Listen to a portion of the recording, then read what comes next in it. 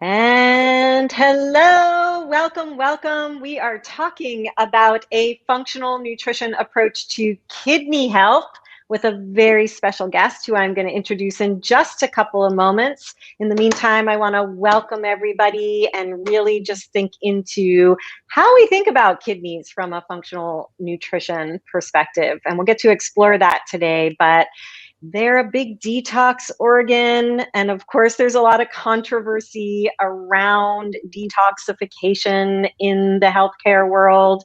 Do we need to support these organs?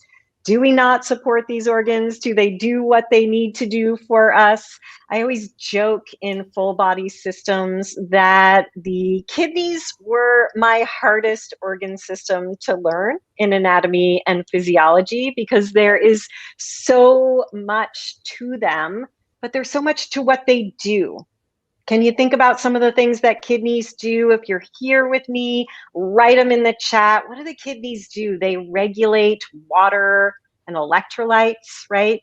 They filter and reabsorb potassium, magnesium, chloride, sodium, so much things that they have to do to detoxify. They're filtering any metabolic waste. This is how they're one of our detoxification organs. And they excrete also foreign chemicals that are water soluble. Kidneys are so important in our blood pressure regulation, in making sure that we are dealing with some of our hormones. So critical, which is why I'm excited to talk with this full body systems guest and expert, renal health expert, who I'm going to introduce you to now, and really dive into, for this Kidney Health Month, how we look at kidneys and kidney health through a functional nutrition perspective. So I'm pleased to introduce you to Nikki Gepner.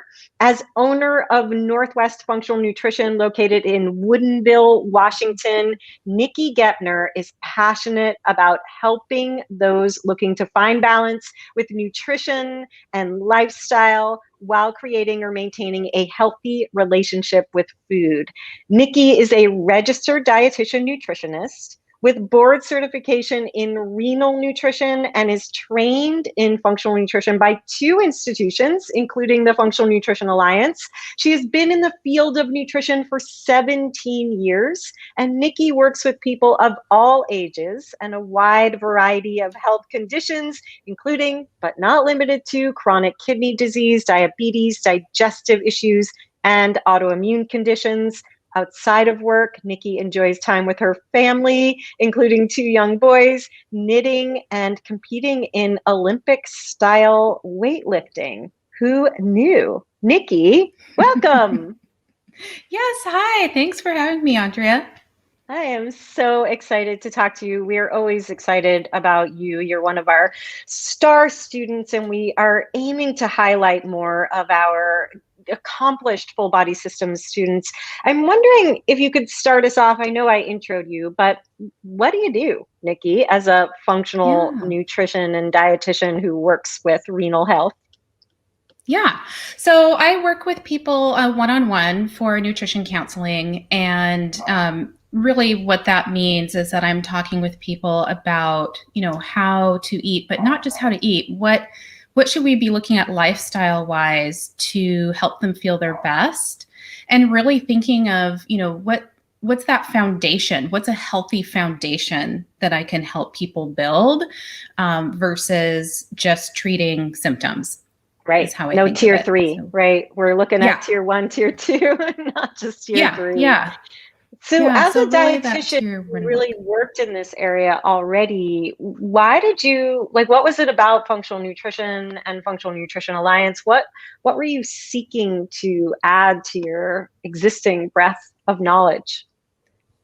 Yeah, really one piece of it was the community and just the variety in the FBS community and really appreciating the different perspectives that I knew that I would get from that because I've just always known that there's a lot more to nutrition and health than a diet.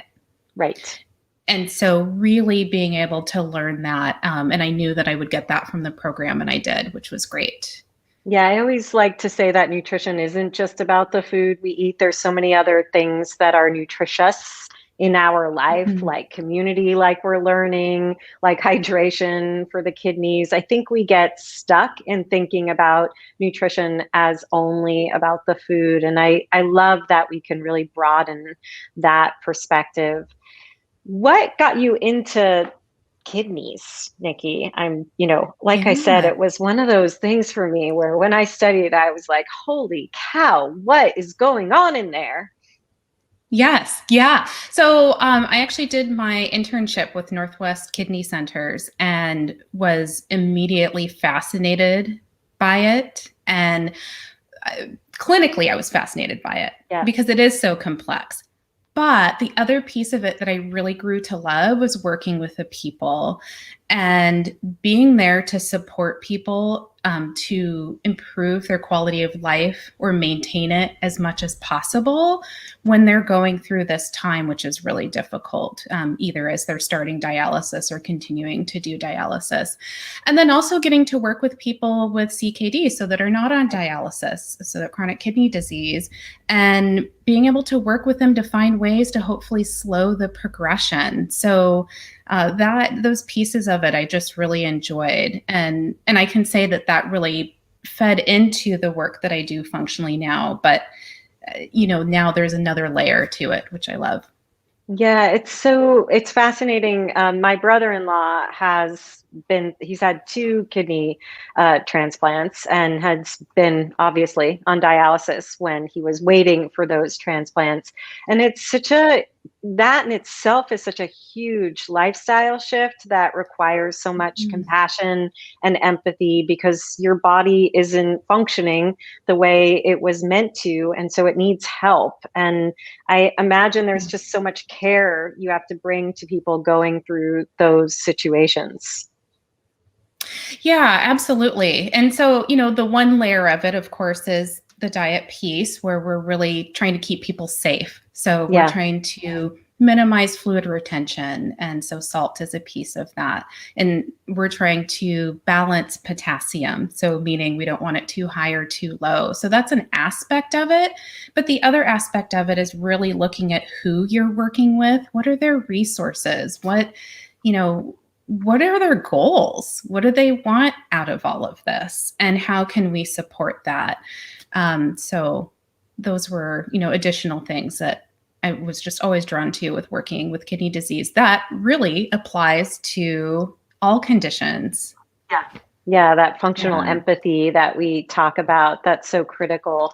What other conditions, like in being somebody who specializes in renal health, what are the breadth of conditions that you end up seeing that are related to kidney health? I know you work with other issues as well, digestive health, but who are you working with?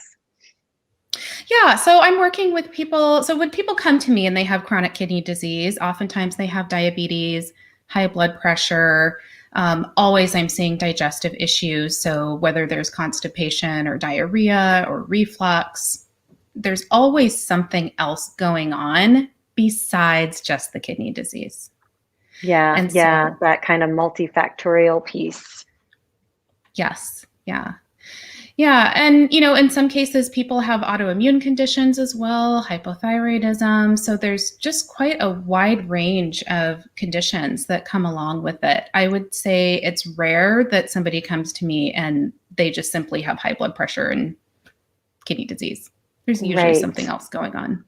Yeah, and these are things that are really scary for people. They are that tipping point where I imagine people are ready to make change and be, I hate the word compliant. You probably know how I feel about that. It's more our I agree. responsibility than theirs. But Yeah. people need to be ready to make the change. And what we're talking about here with most of these diagnoses you're speaking into, they're pretty I imagine they're pretty ready to make some sort of change to support their lifestyle. Yeah, I would say I've seen it both ways. I've seen people that are really ready and they want to do everything they can and learn everything they can. And then I've worked with people that are coming to me just because their doctor asked them to. and they're not ready. And so it's a different conversation. We can still have a conversation, but I think it's so important to realize where a person is and think of when you're providing information versus education. It's a Right. different conversation to be Yeah, had let's there. talk about that because I know that's something we dive into in full body systems. But how do you think of education and your role as an educator versus just giving handouts? I mean, I always say diet is not a Yeah. handout, dietary change is not a handout. So, um, how do you actually think about education with people? Yeah. So with education, I really think of speaking into their goals and where they're at right now and prioritizing. So, when we're talking about kidney disease, we're going to be talking about protein and potassium and phosphorus and fluid and sodium and probably other things as well. That's a lot to take in all at once. It's too Yeah, much. And so you have to prioritize. And part of the prioritization might be what is going to be critical from a health standpoint and a safety standpoint for them. But the other priority is what do they want to know right now? What's their goal and what is going to make them feel better now, and working towards that. And that's different for everybody. right. Yeah, I imagine Yeah. based on that multifactorial situation, if we're thinking through a matrix, it really depends on what's their biggest pain point in that moment, as Yeah. opposed to, oh, they have this condition, here's what I know I'm going to do. Yes, exactly. And for some people, it's, not even diet related. It's something like, I'm not sleeping. I Right. haven't slept well for a month. I'm exhausted. I can't remember anything. So that's not when you're going to be going through education on all of the things that they don't need to do right now. They're nice to know things for later that they should learn at some point, but it's not the priority right now. And so it's really about paring it down to what they need and what they want in that moment. So, can I ask for a bit of education by going through the right side or the skill side of the matrix and thinking through those different lenses or buckets and how they support kidney health just from a general perspective? Nikki, are you okay with me ticking Yes, through? yes. Okay. Let's go through it. Okay. So, sleep and relaxation, first bucket in our Yeah. skills. How do sleep and relaxation support kidney health? Well, so even just thinking of blood pressure and managing blood pressure, and when we can manage blood pressure, it reduces the burden on the kidneys. Yeah. And sleep is a huge piece of that. Relaxation, managing stress is a huge piece of that. And so that's something that I think has to be addressed always Yeah, for that we like to reason. think of it right as a part of the non-negotiable trifecta: sleep, poop, and blood sugar balance. At least two of Mhm. those three are going to affect the kidneys, I imagine. All three. Yeah. All three. All three. Yeah. Absolutely. Yes. So sleep and relaxation, exercise and movement. How do exercise and movement impact our kidney health? So we think it like exercise and movement is great for cardiovascular health. It helps our blood flow through our bodies, right? And so that is going to be beneficial for the kidneys. When we start, one of the things that we start to see problems with the kidneys is when we don't have good blood flow. And so that's one way to support. And then just thinking of overall health. So this is the other thing too that I really started to learn, early on when I worked with kidney disease, I was really just thinking of the kidneys, Right. but then started to realize how connected our bodies are. Our organs don't operate in a vacuum. And so, when we are doing things that are good for our heart, we're doing things that are good for our kidneys. Yep. I love that. I always look back and think like, oh, that was so great that I named the curriculum full body systems because it was Yeah. named before I understood those interconnections, but it really is understanding that the full body systems are connected to each other. Like you're saying, the kidneys and the heart, everything is connected, of course, with the blood flow there and with the hormones too, right? There's a lot Mhm. connected hormonally with the kidneys. Yes. Yeah. Yeah. And even if we think of exercise, when people exercise, they sleep better. So then it brings Right. us back to sleep. Yeah. Yes. Yeah. Okay. So in the center of the skills is nutrition and hydration. Where do we go to Mhm. support our kidneys, even if we are not dealing with any chronic kidney disease, but we just want to support this beautiful detoxification organ of ours? Yeah, so the big piece there is just to stay well hydrated. And that doesn't mean being overhydrated and, you know, I wouldn't recommend the gallon a day challenge. That makes your kidneys work harder. But then also being mindful to not become dehydrated. If you know you're going to be out in the hot sun sweating, if you get sick, just being mindful to stay well hydrated, which really is easy to do. I mean, 6 to 8 ounce glasses of water a day, which is about 48 to 64 ounces a day, is adequate for most people. I say most, but not all. So this is what, there's a lot of individuality in this too. But a lot of times people think of, well, gosh, what are all these different things I can do?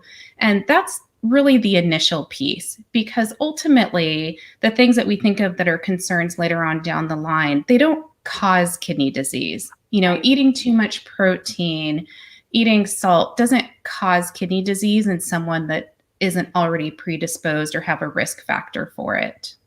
So that's just more of a stress on the kidneys that we can Yes. relieve or alleviate at times that we're all going to experience, right? But like you're Yes. saying, the predisposition has to be in place for there to be advanced kidney disease. Right.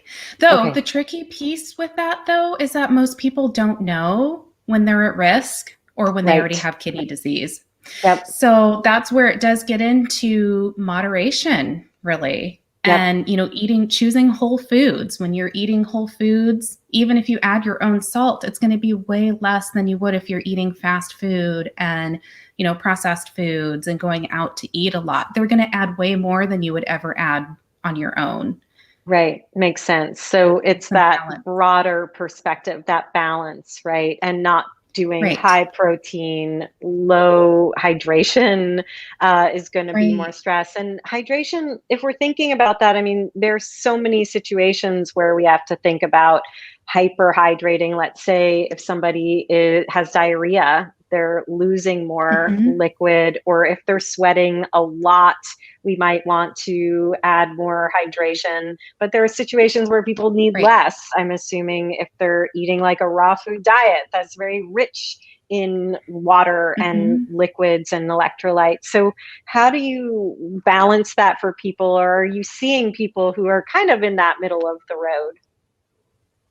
Well, I would say in terms of hydration, typically I'm seeing people that are in the middle of the road, but in terms of protein and where they are there, and the other needs, potassium, that varies quite a bit, particularly depending on the stage of kidney disease that they're at. So, if we're talking about people that are in earlier stages, they can eat lots of fruits and vegetables, lots of potassium. That's actually really good for them and really good for the kidneys, as it really helps to balance the acidity in our blood, which our kidneys take care of, right? So sometimes Yep. people hear there's a lot of controversy on, acid and alkaline Yes. and how the diet impacts that.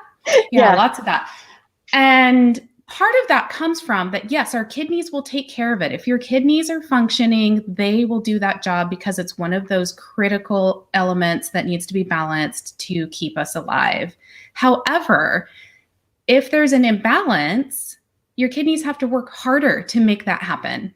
Yep. And we're starting to see in the research that may actually make a difference. So the more burden that you're adding to your kidneys may have an impact. So the way to reduce that burden is to eat more plants. Yes.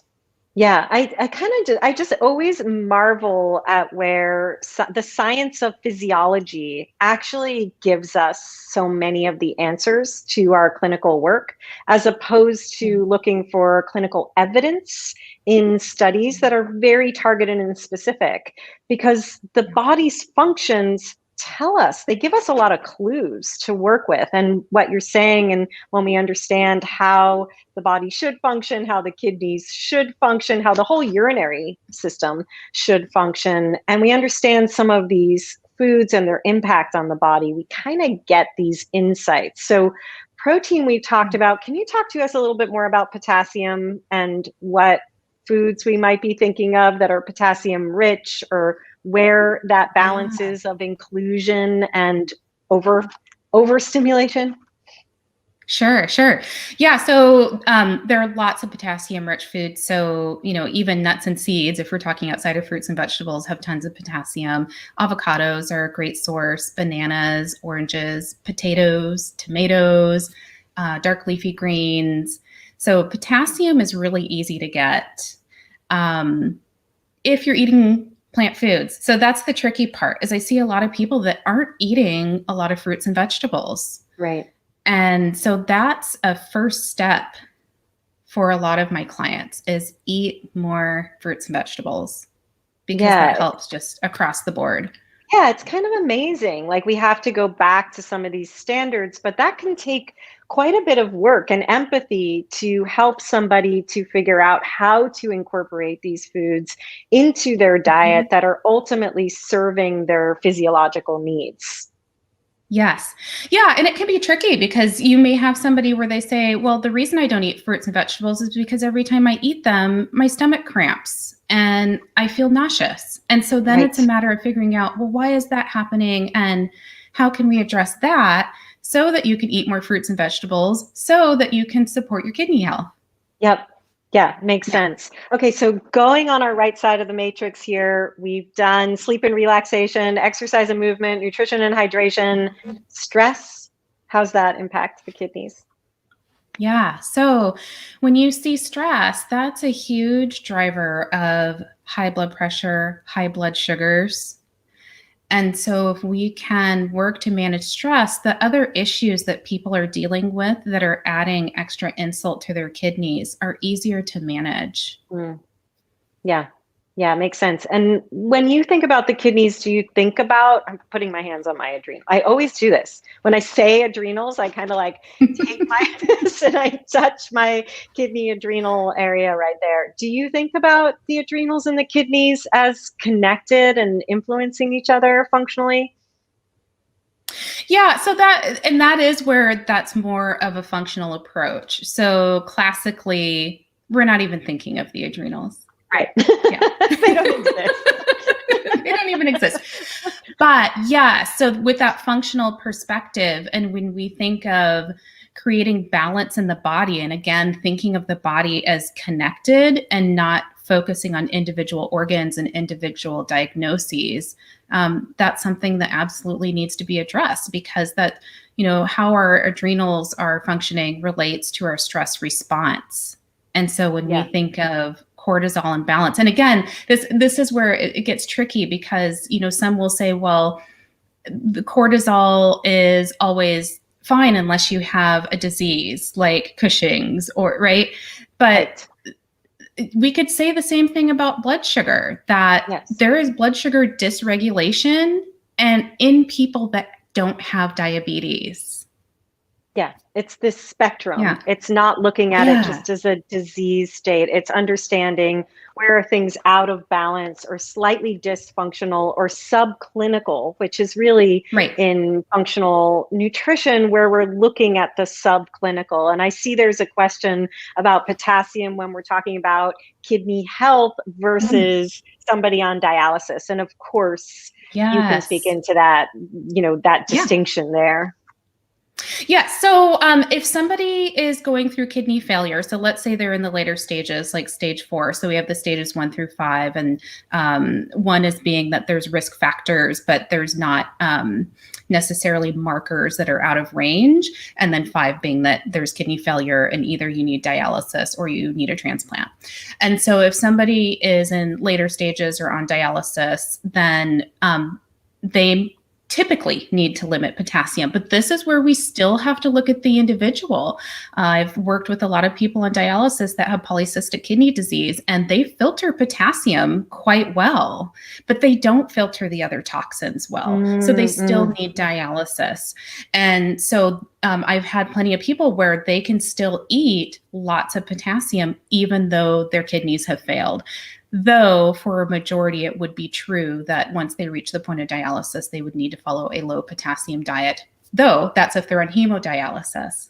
There's also Right. peritoneal, which works differently. It pulls a significantly larger amount of potassium. And so people on that type of dialysis do follow a higher potassium diet. It's so interesting. You're just bringing it back to that very functional, holistic perspective where you're really not saying, oh, here's a person who has X, therefore Y, but saying, who are they? How do I look at everything about them? I have two final questions for you, Nikki. One is, do you have a favorite system that we teach in full body systems and at the Functional Nutrition Alliance that you like to use as an educational tool, whether it's 3 roots or 3 tiers? Is there one that is a go-to for you with your patient population? Oh, well, so definitely following the tiers is one of them, because it's so easy to want to fix things. Right. And do the quick stuff instead of going back and starting at the beginning of, okay, are you chewing your food well? Right. Right? Are you eating slowly and relaxed, or are you scarfing your food down, and really just taking that big step back to really focus on the basics? So that's definitely one of them, looking at those tiers. The other, well, I would say my favorite that I'm always thinking of is the art of counseling. Yep. That's my top one. It's just always remembering, who are you working with? Yes, I have my own professional clinical goals, but what is their goal? What are they really working with me for? And how can I support that without making my agenda more important than theirs? Yeah, I love that. I'm just going to review that. In the art of the counseling, we're really looking at who we're talking to, but ART stands for assess, recommend, and track.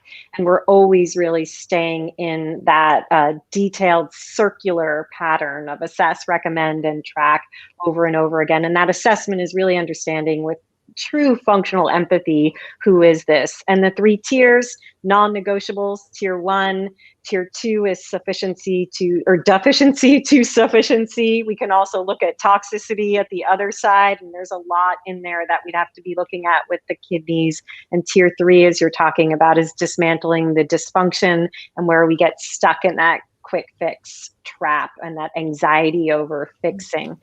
My final question for you, Nikki, is about a tip or something that you wish we all knew to take care of our own kidneys, to help those who are working with kidney health. Is there one thing that you'd say, do this or make sure? Does it lead back to all things are connected? Where would you take us with that question? It really leads back to all things are connected. There really isn't just one thing. There's not one magical thing for everybody.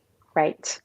Yeah. I mean, we would say, classically, we would say watching your salt intake, but what does that really mean? Really focusing more on whole foods, really, and getting sense. Variety in your diet. Yeah. Rather than low salt can mean a lot of things. You can eat low salt, but not get enough variety, not get very much fiber, and not be addressing all of the other things that are also very important. So yeah, it's everything. And it's that whole food, it's that everything. rainbow, those non-negotiables. Yes. Perfect.